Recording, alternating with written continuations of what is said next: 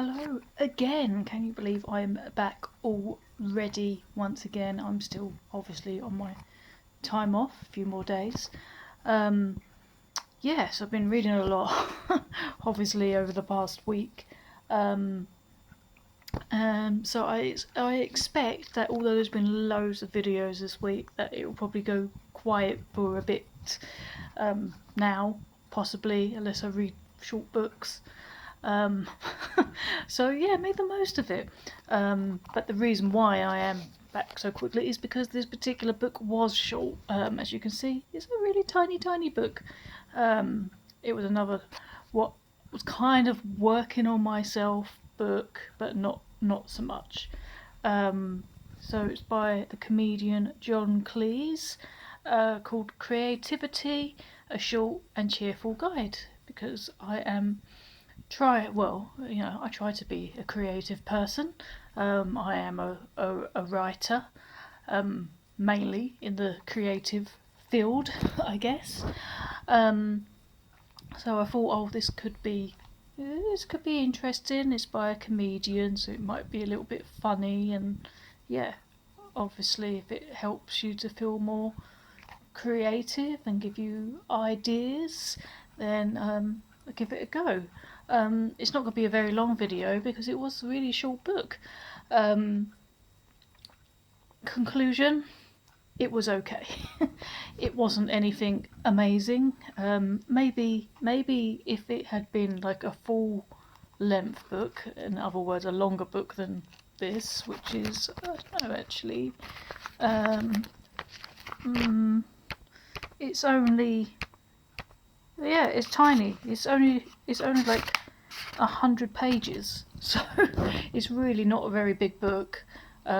Which would be good if you're someone that doesn't really enjoy reading so much. Maybe it might be a little bit easier.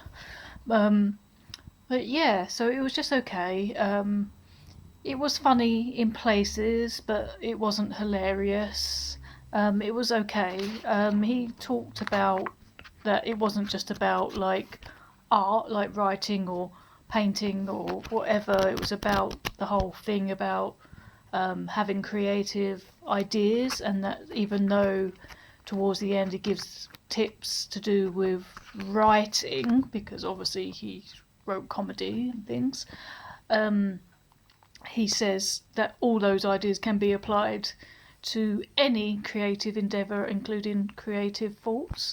So he basically talks a lot about how um, you can have an idea and then it goes blank, but then if you kind of sleep on it and let your unconscious do the work, that then later suddenly you get an aha moment. So he talks a lot about the unconscious time in between.